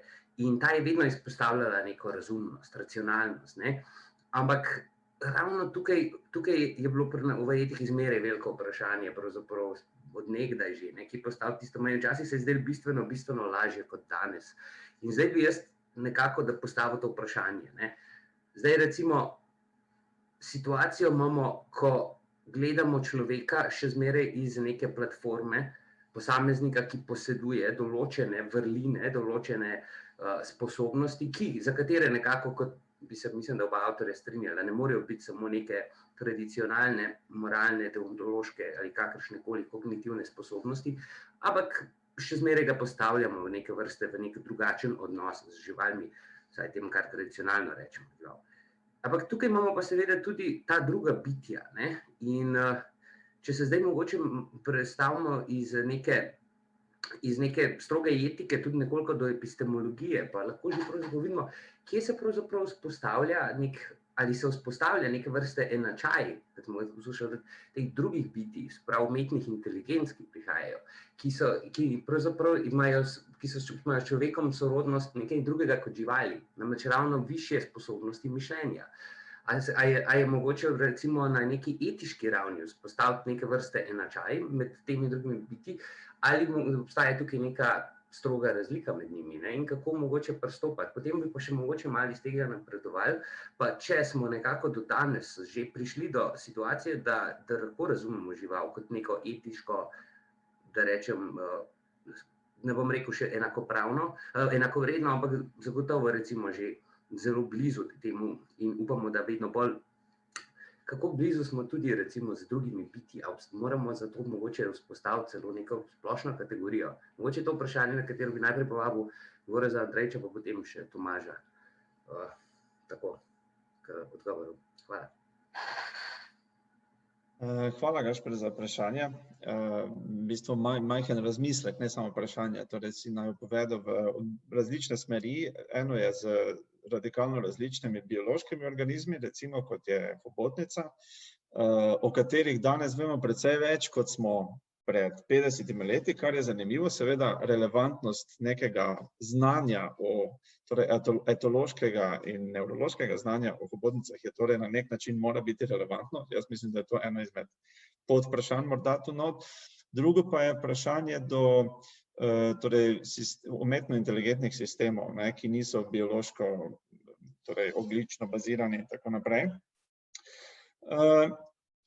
No, jaz bi iz tega nekega kritično-instinktivističnega stališča, recimo, kakšen bi bil pogled na umetno inteligentna bitja. Prvo, da začnemo pri človeku in pri tehnoloških spremembah človeka, ker to je bila tudi recimo izvirno vprašanje integritete vrste, ki se je recimo pojavilo v neki debati med Buchanan, Agar, Habermas, torej etika vrste in tako naprej, je izvirala iz tehnološkega spreminjanja ali genetskega materiala, da se ustvari toliko različne post ljudi ali pa bitja, ki bi, kako bi rekel, šla po neki drugi poti razvoja kot mi in bi mi umetno posegli v ta razvoj. Recimo, lahko si predstavljamo fizično dosti močnejša bitja in bitja, ki imajo dosti višji prag bolečine ali pa bolečine sploh na nek način ne čutijo ali pa čutijo zanemarljivo proti nam. Recimo to bi bila ena radikalna in ogrožajoča sprememba, ne. Ali pa po drugi tehnološki plati, torej keyboardski plati, torej da je vedno več tehnoloških kombiniran z biološkim telesom, ki recimo lahko postane ustaljena praksa, pa torej enhancement in tako naprej. Zdaj tudi mi manjkajo slovenski izrazi, ampak te vrste kombiniranja človeškega telesa z tehnološkimi tudi vrastki in tako naprej, torej žal slovenščina mi ne gre dovolj dobro v tem, da bi lahko zdaj opisal, ampak veste, na kaj ciljam, na kaj mislim. Jaz bi rekel, samo to na kratko, morda fenomenološki pristop do konspecifičnosti, do prepoznavanja človeka od sočloveka nima naprej dogmatično določenega, kako bi rekel, praga, kdaj mi prepoznamo drugega kot sočloveka ali ne. Torej, tudi tehnološko spremenjenega človeka ali pa morda postčloveka, seveda to je za tisto ključno vprašanje, če je to še vedno človek ali ne, potem, če koncept človeka temeljimo na tem. Ampak gre za to, da sicer se bazira na spontanih odzivih na somatično ekspresijo drugega, ampak ta ekspresija se lahko nadgrajuje tehnološko na način, da mi še vedno, recimo pri nekem, zamislimo si, zelo naprednem keyboardu, še vedno zaznamo osnovno odzivnost na ranljivost človeka, neki ta razpon čustvenih odzivov in tako naprej, da smatramo takšno bitje kot del človeške skupnosti, tako rečem, človeške ali pa torej potencial skupnih projektov je dovolj podoben, da še vedno to človek. Ampak ni pa vnaprej določenega odgovora, torej da bi rekli, od polovice naprej, če je tehnološko, pa ni več človek, ne obstaja nobena formula. Gre ravno za to, da kako se razvijajo interakcije in naše spontane reakcije, da je stvar pogajanj na nek način. Po drugi strani bi rekel pa, ko omenjaš, Gašper, hobotnico, seveda to je zelo, zelo zanimivo vprašanje. Ravno zato, po eni strani je hobotnica take vrste žival, ki ne živi naravno v okolju, v katerem mi non-stop hodimo, prebivamo in imamo interakcije z živalmi okrog nas. Tu je na nek način nam je recimo večini ljudi lažje, čeprav seveda imaš kulture, ki se dosti potapljajo in so več v stiku z morskimi bitji. Ampak res komaj v zadnjih časov, ko so tudi recimo tehnologija potapljanja in druge stvari so se spremenile, pa kamere nastavljamo v vodi in tako naprej in vidimo reakcije, torej in lahko bolj presojamo tudi, kako bi rekel, kurioznost, torej zanimanje hobotnic za svoje okolje, za druga bitja, za barvne stvari v njihovem okolju, pa tudi reakcija, torej postopno spoznavanje s človekom. Ne vem, če ste gledali, Gašper, če si ti gledal ta dokumentarec na Netflixu tega, ne vem, točno v Južni Afriki, se mi zdi, da je nekdo, ki je posnel celotno neki odnos z eno hobotnico vse do njene smrti in je razvil zelo, kako bi rekel, bližnji odnos z to hobotnico, čustven odnos v nekem smislu. In meni je ta dokumentarec ne branje, prej sem bral nekih znanstvenih podatkov o tem, kako bi rekel, da ima hobotnica možgane po celotnem telesu, 2/3 možgan, torej nima centralnega isto centra živčnega sistema, kot ga imamo mi v možganih, ampak ta v resnici interakcija je meni recimo potem spremenila pogled na hobotnico, čeprav nikoli nisem še nikoli jedel hobotnice ali pa da bi recimo imel torej ta neki osnovni plenilski odnos, ampak vseeno sem začel drugače doživljati hobotnico kot bitje skozi konspecifika, torej človeka, ki je ustvaril in je imel to priložnost, kar je pa zelo, zelo redko za človeka, da lahko. Torej, jaz bi s tem hotel samo poudariti, da je vseeno na nek način ta fenomenološka in odnosna, instinktivistična komponenta tukaj, ne zgolj nova znanstvena spoznanja o živčnem sistemu, o hobotnici in tako naprej, je po moje pomembna za spremembo odnosa. Hvala lepa. Hvala odlično vprašanje. Človek se vpraša, kakšno bi bilo glede na hobotnice pa njihovo kognicijo, kakšno bi bilo življenje, če bi se idiokaranska oziroma idiakaranska biota razvila na mesto kambrijske. Mogoče eno malo tako zanimivo vprašanje. Zdaj pa prosim, mogoče še Tomaž, pa mogoče malo hitro, imamo še dva vprašanja. Ja, no, najprej Aristotel iz The Addams Family.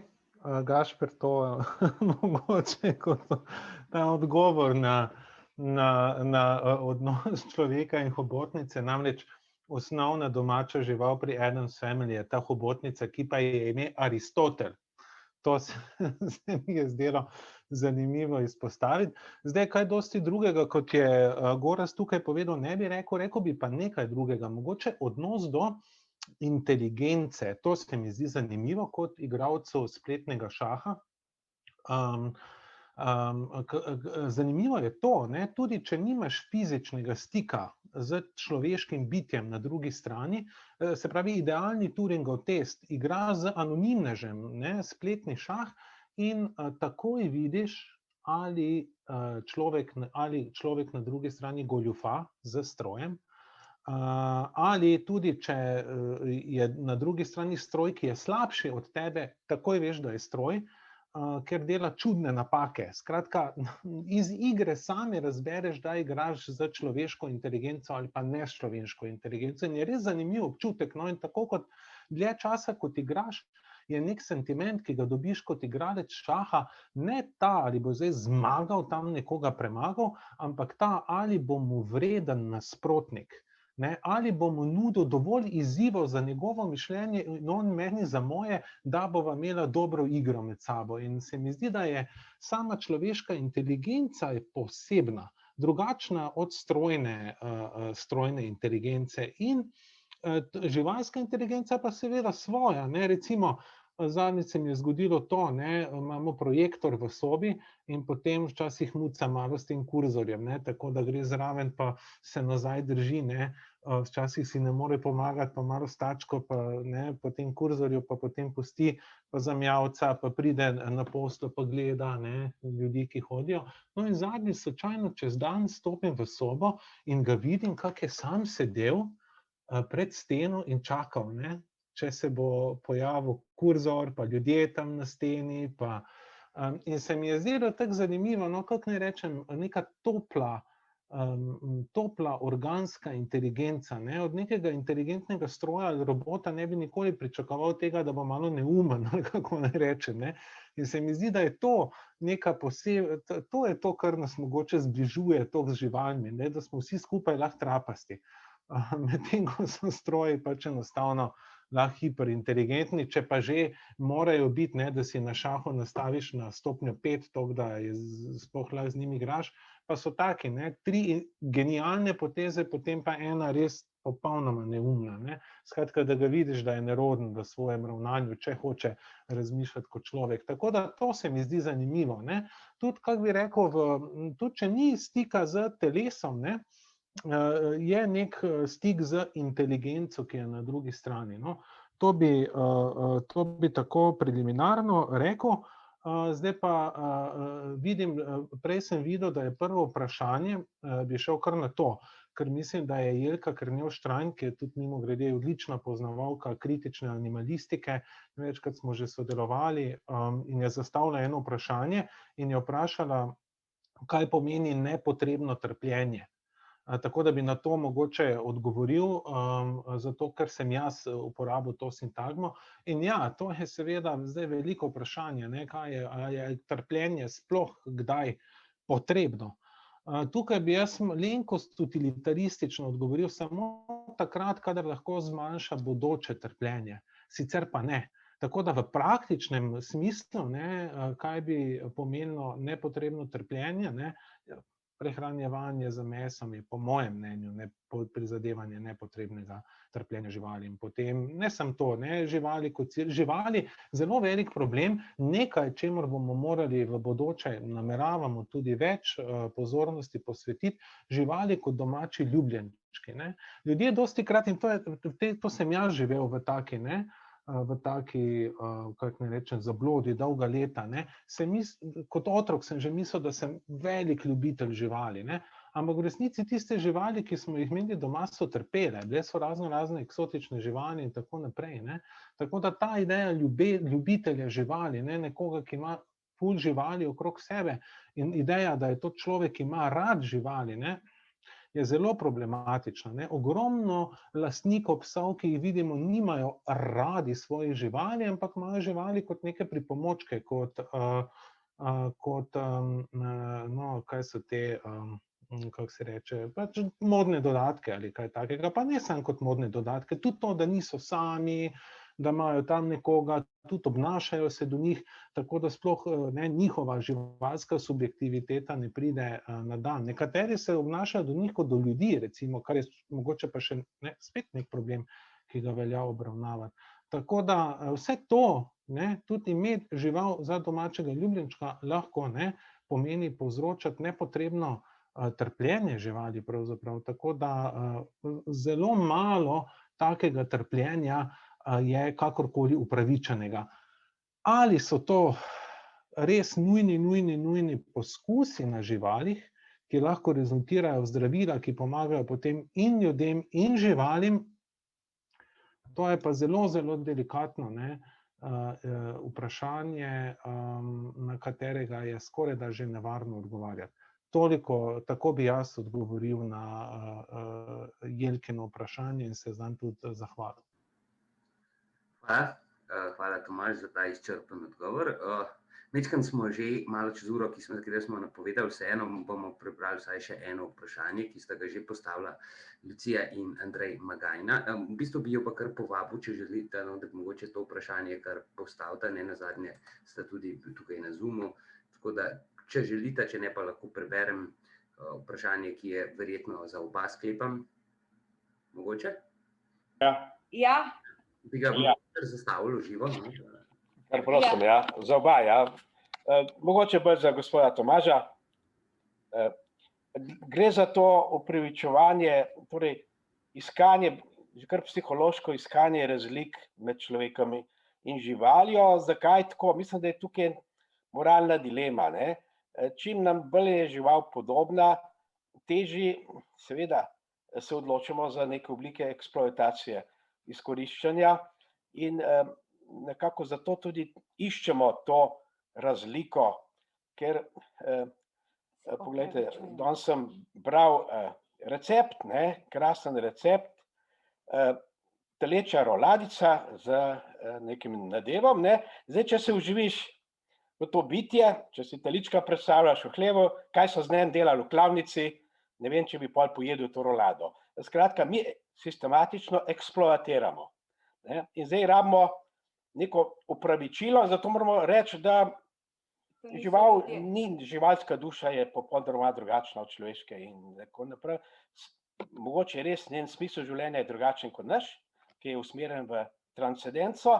To, ja, v tej smeri bi jaz iskal odgovor, sicer pa čisto pragmatično vedno iščemo neko upravičilo za našo eksploatacijo, če sem bil razumljiv. Tako. Ja, hvala lepa. Ja, mislim, da je to absolutno en razlog za ta skepticizem, ne, glede živali. In dejansko, ja, bi lahko rekli, da je pravzaprav del tega, kar imenujemo animal industrial complex, ne, se pravi ta kompleks proizvodnje živali, ne, je pravzaprav ta naš umetno induciran skepticizem glede tega, ali živali zares čutijo, ker nam je na ta način nam edino diši tisti zrezek, ne, ki ga potem pojemo. Tako da ja, tu bi se absolutno strinjal in je tudi kar nekaj literature, ki prav, bom rekel, raziskuje natanko to, kar ste povedali. Ne, še neka druga tema je recimo problem mesarja klavca, ne. Tu se vidi, ne, da kdo pri zdravi pameti bi sam se javil, ne, pa rekel, jaz bom pa se prijavil na razpis, ne, pa bom tam klav, ne, 180 svinj na dan, ne, kot po tekočem traku. Praktično nihče. Ne, zaradi tega so to dela, ki jih praviloma opravljajo tisti, ki so to na pol prisiljeni, ali so pa celo tujci, ne, tako da na nek način, ne, ker seveda človek tudi trpi, ko je nasilen do živali, ne, in to je tudi recimo eno žarišče raziskovanj, ne samo trpljenje živali, ampak trpljenje ljudi, ki morajo tem živalim povzročati sistematično nasilje, da jih sploh spravijo v obliko primerno za konzumiranje, je hud moralni dilem. Ta prenos, mi prenesemo pravzaprav grdo delo na nekoga drugega, ki ga naj opravi za nas in potem še s prstom kažemo nanj, češ, da je on tisti najslabši v družbi. Kot mesar, že sama beseda pomeni nekoga, ki je brezčuten in tako. Tako da tukaj ste zelo pomembno točko izpostavili, globoka je, in v tem obstaja kar nekaj izjemno zanimive literature, pa še je ongoing research, še na tem se raziskuje. Hvala, Tomaž. Jaz bi zdaj povabil še doktorja Andrejča, pa mogoče še za prejšnjo, ker smo ga malo preskočili, se opravičujem za to, če mogoče tudi še kaj ampak vendarle je bila ta formulacija vezana bolj za Tomaža, ker je njegova specifična na nekem mestu, poleg o nepotrebnem trpljenju. Tako da, če bi mogoče kar dva vprašanja, če imate kaj za... Ne, saj jaz mislim, da je Tomaž povedal, kaj bi rekel, kar se o tem da smiselno povedati, seveda zdaj pozno je, jaz ne bi nekaj dosti dodajal. Bi rekel morda samo na zadnjo to poanto, psihološki vidik, se strinjam seveda s tem, da mi torej si zakrivamo, ali pa mesojedci si zakrivajo, jaz recimo jaz sem vegetarijanec, ampak jem še vedno sir in se prepričujem, da tam pa krave malo manj trpijo, torej, ampak imam ta isti psihološki mehanizem, da si probam to upravičiti, ker pač takrat jem sir in mi je zelo težko se odreči. Ampak hočem reči, tu je zdaj seveda ta psihološki moment je zraven. Je pa res, da obstajajo tudi drugačni odnosi do torej starejše kulture, povezanost z živalmi in zavedanje njihove bolečine, a kljub temu ekološki in prehrambeni sistemi, kjer se živali pač ubijajo in se potem konzumirajo z neko hvaležnostjo za to, da nam to dajejo, čeprav si mi to vzamemo. Torej, jaz bi rekel, to ni nujen del, čeprav pri današnji, ker drugače seveda se premikamo, razvitost tudi pomeni saniranost in manj krvavega, manj brutalnega, torej neki, kako bi rekel, razviti svet pomeni manj brutalno, čisto in tako naprej. Potem to mora biti potisk, torej celotno mestna industrija in tako naprej mora biti potišnjena v točno določene sektorje, kjer so stran od oči in zagotovo je tu en taki psihološki mehanizem zraven, ki omogoča, da to tako tekoče teče, bi rekel. Ampak več ne bi, morda, ker malo je že pozno in moramo verjetno počasi končati. Gašper? Mislim, da smo res nekoliko čez uro, je pa seveda pošteno, da smo malenkost čez uro, glede na to, da smo malo čakali na začetku. Imamo pa še eno vprašanje, in zdaj bom jaz to lepo res zadnje vprašanje, tudi prosil bi gosta, da nam, čeprav je kar zahtevno, sam bi ga ocenil, da je tako vezano na vprašanje pač same semantike in filozofije jezika in fenomenologije, tako da bo zanimivo zagotovo za oba. In sicer je tudi občasni sodelavec CFD, tedaj Urbanija, vprašal tole. Okolikor je razlika med človekom in živaljo pogojena s tem, da se človek ne dojema zgolj kot primerek nekega rodu, temveč se prav iz izkušnje lastne smrtnosti dojema kot enkratno neponovljivo bitje. Se pravi, verjetno je bilo to mišljeno kot vprašanje, kakšna je razlika, bi rekel. V vsakdanji govorici govorimo o tem, da človek umre, medtem ko žival pogine. Bi lahko razlika med človekom in živaljo lahko bila pogojena tudi s tem, da si človek smrtnost jemlje za svojo lastno ekskluzivno pravico. Je razumljivo vprašanje, bi prosil za kratek odgovor, vas pa, če imate še kakšno res kratko vprašanje, pripravite, sicer pa bomo po tem vprašanju zakončili. Lahko jaz na kratko prvo, jaz mislim, da je vprašanje bolj relevantno morda za Tomaža, ker je Tomaž, si rekel, ti trdiš, torej daješ največji poudarek na naš beg pred smrtnostjo kot razlog, da se distanciramo od živali. Meni tudi se zdi, to je zagotovo izmed, bi ga priznal kot izmed pomembnih razlogov za vse te razne, kako bi rekel, humanistične konstrukte, stroge ločnice med nami in živalmi in tako naprej in naši superiornosti. Po drugi strani je pa res, da to ni nujno, kako bi rekel, del recimo pojma kot sem probal pokazati, pojma konspecifičnosti in tudi na nek način neke človeške solidarnosti, ki gre onstran solidarnost med živalmi. To ne pomeni nesolidarnost z živalmi, ampak da je neke posebne vrste solidarnost z soljudmi. In tukaj je zagotovo lahko smrtnost in naš odnos do smrti in zavedanje minljivosti na pač partikularni človeški način, spet tu ni trditev, živali se nič ne zavedajo, ampak na kak način se mi zavedamo in si med kulturami, različnimi kulturami lahko to tudi skomuniciramo na nek način. To je lahko tudi en del, ravno obratno morda potem, vir neke našega pojma, zakaj smo posebni, torej tudi v soočanju z smrtjo morda na naš neki tipičen način. Zdaj pa tako, da jaz bi priznal ta komentar kot veljaven, morda malo kritika, da morda ni edini ali pa, ne vem, več je teh stvari, zakaj mi čutimo potrebo, da se, kako bi rekel, počutimo ločen ali pa drugače odnos do sočloveka kot do živali. Hvala, mogoče še Tomaž. Ja, jaz mislim, da je dobro to komentiral, ja, no, na nek način, ja, rečemo, mi umremo, žival pogine, tem notri se tudi zasluti ta razlika, kako govorimo o koncu enega in drugega. Zdaj, gotovo je za človeka smrt nekaj drugega, kot je za žival v tem smislu, da imamo mi bolj razdelane podobo prihodnosti, mislim, da to lahko sklepamo kot žival. Mislim pa tudi, da težko bi pa tudi rekel, da žival nima, mislim žival, zdaj spet govorimo, ampak ne vem, gledaš psa, gledaš mačke, ne vem, mislim, da imajo, da je nek občutek lahko končnosti eksistence, smrti, gotovo je navzoč, lahko ta strah, pa tudi razumevanje, da je nekomu drugemu človeku, da človek,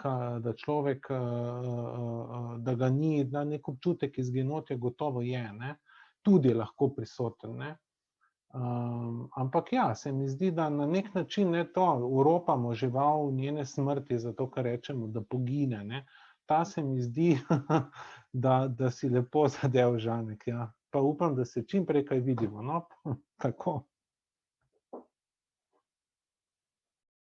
Hvala lepa, je bilo zelo zanimivo, pa osebno mislim, da smo tudi s tem zelo lepo zaključili eno stvar, ki so moje rekli, mimogrede, zadnjič sem prebral, ko sem se sicer za nek drug predmet precej nepovezan pravil o tem, da tudi so odkrili pravzaprav neki evolucijski biologi o tem, kako so sloni začeli v zadnjih nekaj 100 letih vzpostavljati vedno bolj nekaj takega, kar že spominja na nek zelo zgoden, ne bom rekel ravno pogreben, ampak predsmrtni ali pa posmrtni ritualizem.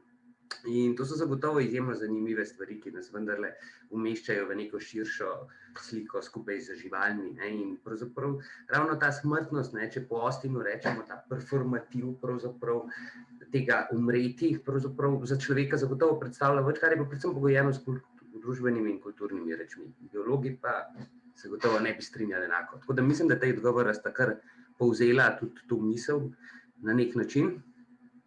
Danes smo bili zelo dolgi. Upam, da vseeno kljub temu zelo izčrpni. Tema je bila zanimiva, aktualna.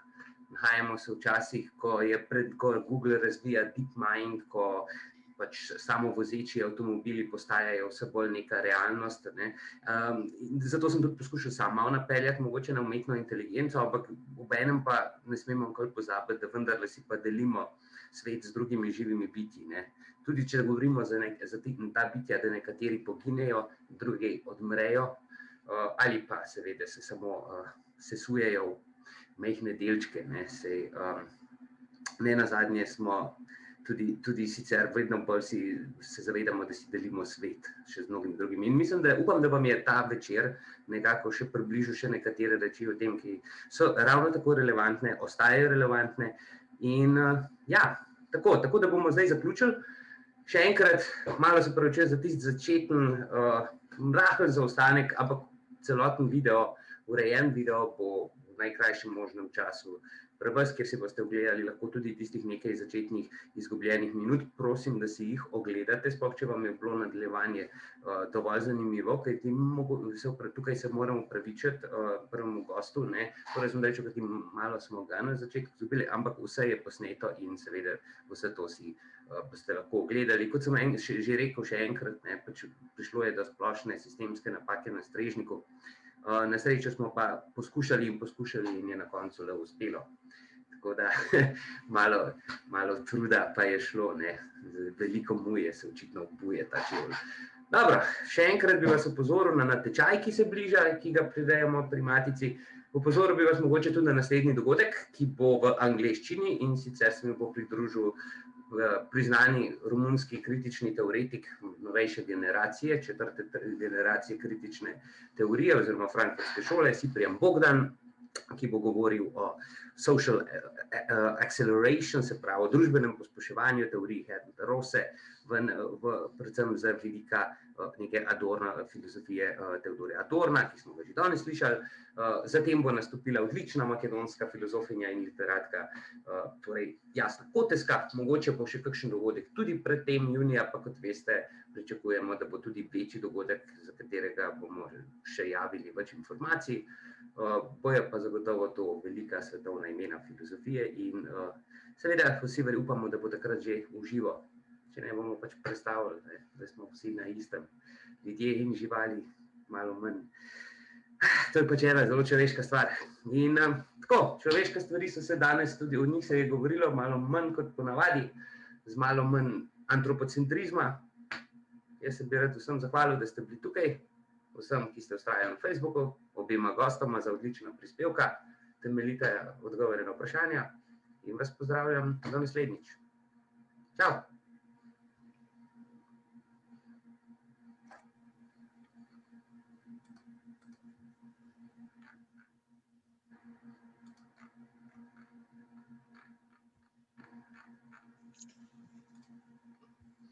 Evo, bom jaz kar zaključila.